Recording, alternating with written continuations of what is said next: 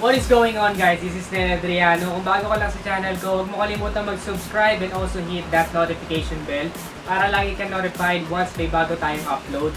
For today's vlog is actually ay gagawin natin ay ipapakita ko sa inyo or ituturo ko yung personal recommendations ko when it comes to motorcycles. Kasi ito yung number one na parang request ninyo. Yung mga newbie or yung mga nagde-decide pa lang kung ano yung bibili nilang motorsiklo, ay ituturo ko sa inyo yung mga personal recommendations ko. Since wala pa naman tayong sponsors, ay Happy birthday to you! Happy birthday to you! Happy birthday! Happy birthday! Happy birthday to you!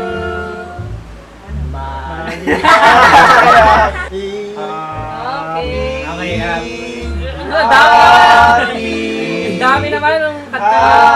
Matutuloy yung kandila ko.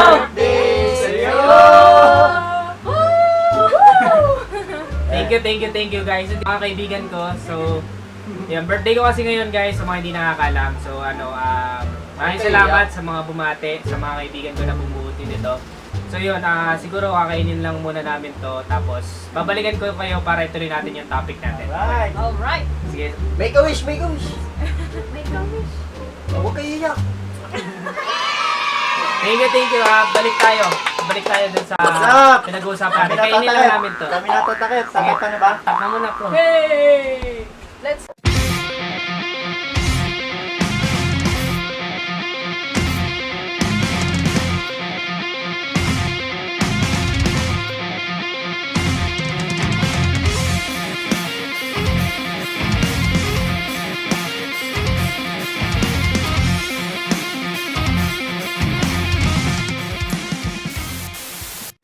Alright, netizens, katatapos lang namin kumain. Maraming salamat po sa lahat ng bumati na kaalala sa birthday ko, sa mga kaibigan ko na bumuo ng celebration na to. Nasa isang subdivision lang naman kami, so nagkaroon kami ng chance na makapag-celebrate pa rin.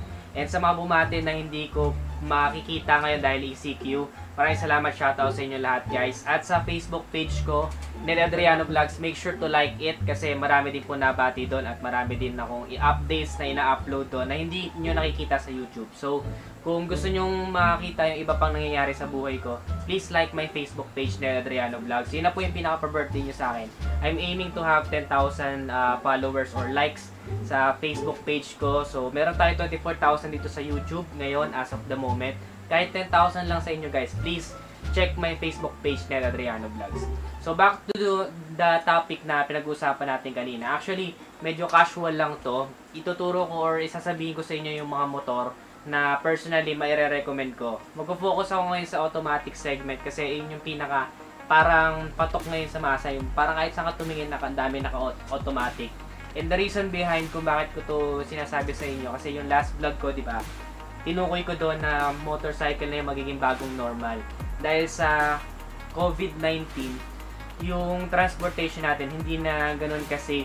Di ba? Pwede tayo makapag-transfer ng virus sa iba't ibang tao. Pwede din tayo makakuha. So, I highly recommend na magmotor na kayo guys dahil ibang-iba na yung magiging takbo ng buhay natin. The new normal will be motorcycle. So, iba, yung newbie sa motorcycle industry, yung mga nag-decide pa lang na bibili pa lang ng motor, hindi nila alam kung ano yung bibili nila. So, ito yung mga personal recommendations ko. Hindi ko ganun kalaliman pinag-isipan since wala pa rin naman akong gaano sponsors pagdating sa any motorcycle brands. So, ito yung mga personally na nagustuhan ko. Kung ako ay customer, ako ay buyer, bibiling ko. So, marami pwedeng isaalang-alang pagdating sa pagbili ng motorcycle. Yung seat height, kung gaano ka katangkad. Yung budget, napaka-importante nun. Siyempre, paano ka bibili ng isang motor kung hindi naman swak sa budget mo? Pangatlo, yung comfort. Kailangan ba din isaalang-alang yon, di ba? Tapos, ano pa ba? Yung style. Depende sa style mo or depende sa specs ng motor. Maraming tayong hinahanap sa motor. So, mag-start tayo sa pinaka-entry level na motor. 110cc. Sa 110cc, ang nakikita ko na pwede nyo pamilian is nasa Honda brand. Nasa Honda brand tayo. Meron tayong Honda Henyo at saka Honda Beat. Pero kasi ang mas entry level doon talaga is Honda Beat. May kita mo, ang dami talaga naka Honda Beat ngayon. pagdating sa entry level, Honda Beat yung may recommend ko kung medyo budget lang yung medyo maliit lang yung budget mo pagdating sa pagbili ng motor. Kasi yung Honda Beat, premium na yung feels niya, durable, sobrang tipid sa gas. Kung gusto niyo malaman yung details about Honda Beat, meron akong review. Search niyo na lang sa video section ng channel ko. So kapag entry level, Honda Beat. So ilalagay ko dito yung presyo sa gilid kasi hindi ko kabisado. Lalagay ko dyan. Ayan yung presyo ng Honda Beat as of the moment. Kung may bukas sa dealership sa inyo, you can check it out kasi magkakaiba yan eh. Depende sa dealership. Iba't iba sila ng deals. So pagdating naman sa 125cc, syempre medyo i-consider mo din yung seat height tsaka yung specs, price point. Merong Mio Soul i125, Mio i125, Yamaha yon, Yamaha Mio Soul i125 tsaka Yamaha Mio i125. Sa Honda naman merong Honda Click 125 at meron ding Yamaha Mio Gravis. Okay, yung Yamaha Mio Soul i125 and Yamaha Mio i125, ayan yung classic. Talagang pag bumili ka niyan, wala ka nang isipin. Alam mo na pangharabas, alam mo na kahit saan ka pumunta, hindi ka ititirik, napakatibay. Kahit yung mga newbie, actually ito may re-recommend ko sa mga newbie kasi ito yung kahit na hindi ka pa ganun ka-responsible sa maintenance ng motorcycle o hindi ka pa talaga ganun kaingat mag-drive, ito yung masasabi ko na makakampante ka kasi talagang napakatibay ng mga motor na to. I tried it, Mio i125 to Mio Soul i125. Tried and tested ko na yung dalawang motor na yon. Kahit long drive, ang problema ng iba doon is air-cooled. Wala namang problema sa air-cooled guys. Actually, Mio i125, Mio Soul i125, as well as the Honda Click 125, lahat sila is naibiyahin na namin from here to Laguna to Bicol and sa mas malalayo pang lugar. Yung pinakamalayo, I think nasa around 16 hours or 18 hours na rides. May konting pahinga lang, ilang pahinga lang, siguro 30 minutes pahinga lang ng mga 2 beses o 3 beses. Depende kung gaano kaganda dun sa sa ka-experience. Ito lang bro na napunta yung motor. Edit ko na lang. Napunta yung dito yung uso. Alright, so sa air-cooled walang problema. Basta ang engine mo is 125cc, hindi naman titirik yung air-cooled. So don't worry about it. Tapos, specs-wise naman, may re-recommend ko talaga yung Honda Click 125. Honda Click 125 kasi napakapanalo ng specs doon sa price point na binibigay sa inyo. Pero medyo controversial din kasi yung Honda Click 125 due to issues. Pero kita mo naman, sobrang daming gumagamit ng Honda Click at ganun na lang kabilis yung pag-boom ng Honda Click 125 kasi with that price point na ino-offer ng Honda, panalong-panalo yung specs niya. Napakatibay din ito. Kasama to sa biniyahe namin as a test drive to Bicol. And also dun sa 16 hours ride na ginawa namin. Parang mini endurance. Parang endurance within friends lang. Kami-kami lang din yung rides with friends, kumbaga. Tinesting namin yung ability ng mga 125cc na motor as well as yung mga low displacement, yung Mio Sporty, yung Honda Beat. Okay sila lahat guys, sa 16 hours na ride, walang nangyaring tirik. Ngayon, ang problema ng iba sa Honda Click 125 is yung kickstart. Mostly sa mga motor ngayon guys, wala nang kickstart. So, huwag na kayo masyadong mag-alala sa kickstart. Dahil may built-in voltmeter naman siya. So, pwede nyo pa rin i-check yung status ng battery ninyo kung malolobat na ba. Around 12 or 11 yata yung dapat ka na magpalit ng battery. 12 volts. Parang ganon. I'm not sure Don't quote me about it. And also, I'm not saying na ito yung sundin nyo. Ito lang, recommendation ko lang to. Lahat ng sasabihin ko dito is personal experience and opinion ko lang pagdating sa pagmumotovlog. Since nagre-review ako, yun yung pinaka-content ko, yung main content ko, nagre-review ako ng mga motor. Honda Click 125 panalo, budget friendly plus specs wise. Sulit na sulit talagang. Ito yung masasabi mong motor na bang for the buck. So, may kanya-kanya silang offers guys. Huwag nyo silang i-compare depende sa price point, depende sa brand. Kasi may kanya-kanya tayong experience Yung iba sa inyo, Yamaha fan, yung iba sa inyo, Honda fan. So, magkakaiba tayo ng experience. Kung ano yung sa palagay ninyo na nasa puso ninyo, pag sinabi ko itong mga motor na binabanggit ko, wala kayong talo pag binili nyo to. Ito na lang yung mga parang insights ko na makakatulong sa inyo para i-push kung ito ba talaga yung motor na para sa akin. Ngayon, sa seat height ng Honda Click tsaka Mio Soul i125, mas mataas yung Mio Soul i125 kaysa sa Honda Click 125. So kung medyo matangkad ka, kung gusto mo na medyo, alam mo yon, hindi ka maliit na bulas, kung seat height ng pag-uusapan, mas mataas yung, kung factor siya sa inyo, yung seat height, mas mataas yung kay Mio Soul i125. Tapos yung sa upuan niya, sa texture ng upuan, makikita nyo na lang yun dun sa comparison video ko. Sa Mio i125 naman, mas mababa. So, for lady riders, perfect din siya. Yung Honda Click, Honda Beat, mababa din siya. So, for lady riders, may offer ko din yung Honda Beat, tsaka Mio i125. Yun yung mga mabababa. Pero yung Mio Soul i125, kahit mataas siya, kaya siyang i-drive ng 4'8 na babae. Dahil yun po yung katrabaho ko dati. 4'8 lang yung height niya. Pero kayang-kaya niya i-drive yung Mio Soul i125. Yung Mio Soul i125S. S version, yun yung dinadrive niya. So, kaya din. Depende pa rin yun sa driving skills niyo, sa lakas ng loob ninyo. So, yun yung mga factor na pwede nyo i-consider. Ngayon, punta naman tayo sa mga 155 or 150cc na motor na kung hindi medyo bitin sa inyo yung 125cc o medyo chubby kayo o medyo mabigat kayo, malaki kayong tao, gusto nyo yung higher displacement, palaging mabigat yung dala ninyo, palaging pataas yung mga binabiyahe ninyo, gusto ninyo yung talagang malakas na arangkada. Hindi naman totally sobrang lakas, pero mas malakas compare sa 125. Meron tayong mga 150cc segment.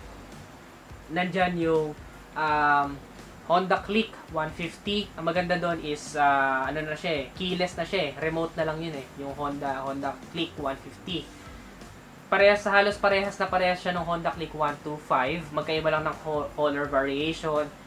Yun lang yung halos pinagkaiba. Pero pagdating sa hatakan, panalo yung Honda Click 150. Sobrang sulit nun pagdating sa hatakan.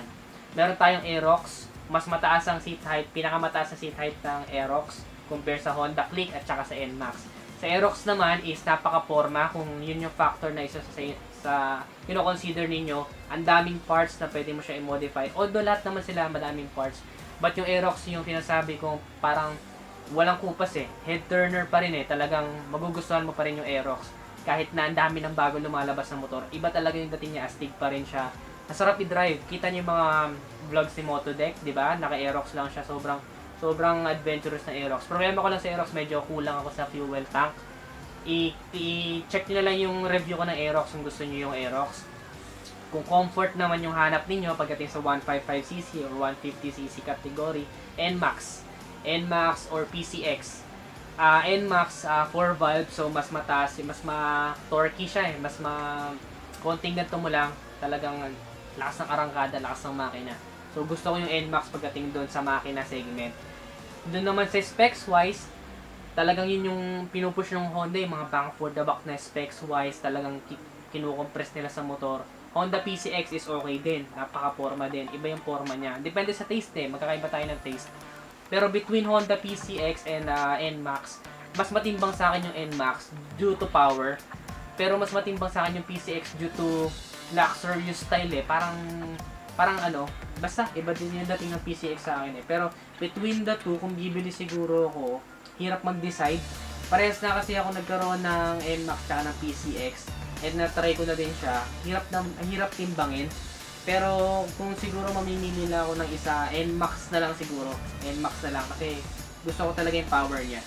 Yun, gusto ko yung power niya. Pero hindi ko sinasabi na yung PCX is hindi ganun kaganda. Maganda rin siya. Pero kung pipili lang ako, personal pick ko lang yun. Don't be offended kung naka-PCX kayo, okay? May review ako ng PCX, may review din ako ng NMAX. Kung gusto niyo mapanood yun, just check my video section. Ayun lang guys, nakailang minutes na ba ako? Ayun, so ayun lang naman, personal recommendations ko lang yun base sa experience ko. Kung may nasabi man akong mali, comment down below. Personal opinion ko lang yun. Maraming salamat again sa lahat ng bumati, sa lahat ng bumubuo. Quick shoutout sa mga following netizens bago tayo matapos. So syempre, shoutout kay Sugar Kisses Full. Ayan, nanonood lagi ng vlogs natin yan. Si Ralph Lapitan. Number 1 motovlogger daw niya ako sa yung top 4 motovloggers ko nasa last vlog ko, panoorin niyo yun. Kung sino yung mga motovlogger na pinapanood ko personally, panoorin niyo yun. Kay Je Kong, yun pa shoutout daw sa next video. Kay Renzo Rongavilla, shoutout sa'yo, maraming salamat. Kay Paco Escobar, yan, lagi siya lagi siya nagko-comment sa akin Ang ganda ng mga comments niya, na-appreciate ko lahat yan, lalo nung nawala ako, ang dami nagko-comment. So, I appreciate it a lot. Maraming salamat netizens sa lahat. Kay Kimi Moto, at kay Ian Abraham. Ayun, maraming salamat sa inyo guys. Sa mga gusto magpa-shoutout, comment lang po kayo sa baba. And also, huwag kalimutan mag-subscribe. Like nyo naman yung Facebook page ko guys, please. Ned Adriano Vlogs. And also, follow me on Instagram at Ned Adriano. So, ayun lang. So, quick lang tayo. May sasama lang ako konti. Hindi ka dito bro. Sama kang konti sa akin. Sige, okay lang yan. Yes. Ito kasi, dito bro, kumandong ka na sa akin para sweet. Yan. Hindi kasi, ito kasi yung kaibigan ko, seaman siya. So, galing siya ng ibang bansa sa US, no? So, isa siya sa mga napauwi. So, bigyan ko lang kayo ng quick advice. Kasi sabi ko sa inyo, magiging iba na yung normal. So, nag-isip siya kasi may stop na yung income niya eh. Sanay siya na tuloy-tuloy income, na-stop yung income niya. So, nakakaisip siya ng isang business na pwede nyo rin i-try. Mag-online business kayo, guys. Ano yun, online selling ng shorts. Shorts. Tama. Mayroon ba sample dyan, bro? Meron Pakita mo tayo sa yan. halimbawa, ito. Ayan, o. Ganyan. Ang ganda ng tela ng shorts nila. So, bali, naganap lang sila ng supplier. Tapos, ipopost nyo lang. Parang ganun, no? Popost mo lang kung sino yung bumili, sino kakilala. Tapos, personally, kayo yung nag-deliver. Yes. Tama. Pagka malayo, parang out. Pagka di ba, may malayo, mga checkpoint? shipping na yan. Shipping. Tapos, magdadagdag lang ng Additional shipping. shipping fee na. So, ayun guys, kasi gusto ko lang kayong matulungan sa mga OFW natin dyan na nanonood or sa mga iba pa na gustong kumita ngayon. Pwede kayong mag-try ng iba't ibang online business. Kagaya sa kanila, oh. Actually, ang dami nito eh. Bultuhan sila, nag-i-stock sila, tapos sobrang dami nilang nabibenta sa isang araw. Tamang ano lang, no, pre, sipag lang talaga, diskarte. Kanya-kanya lang kayo ng way. Ngayon, kasi alam ko marami sa inyo na nahihirapan, nakaka-relate kami dyan. Marami sa inyo namang problema na kung paano yung pang-araw-araw nilang panggastos. Ayun guys, pwede kayong mag-online business guys. Wag yung maliitin yung pagbebenta ng kung ano, di ba? Kasi Yes, tama hindi nyo alam kung magkano yung kikitain ninyo kung sipag at syaga yung pahihirarin nyo. So, yun. Actually, mga kasama niya, mga nagbebenta ng bahay, no? Mga ahente, mga tropa namin. Pero pinasok nila to kasi sino ba naman bibili ng bahay sa gantong panahon, di ba? Marami talaga naghihirap. So, bumabagsak halos yung ekonomiya natin. Gumawa kayo ng paraan, magsipag kayo. So, yun lang. Quick lang. Tol, maraming salamat. Na-inspire natin sila. From being a seaman ngayon, nagiging masigasig siya dun sa pag-online sila. Wala siya inaksayang panahon, pre, di ba? Tama yun. Pagka-uwi mo, Nag-invest agad tayo. nag-invest agad. So, kung may hawak kayong pera dyan, kahit magkano lang, mag-invest. Kasi ang pera ngayon, puro palabas. Kailangan mag-isip kayo ng paraan kung paano yung mapapasok. Tama. Kung kayo may naisip pa kayo ibang content natin sa next vlog, kung gusto nyo turuan namin kayo ng kahit anong proseso, para kasi makatulong kami. Gusto ko lang talaga makatulong. So, kasi informative kasi mga vlogs ko. So, maraming salamat. Si Dan, yung tropa kong seaman. Yun, nag-ano na siya. So, maraming salamat, netizens. See you on the next vlog. Ride safe always. Comment lang kayo kung ano yung mga gusto nyo content na next. Peace out and keep it cool. Stay safe. Lagi magugas ng kamay. Yes. Takpan mo na, bro.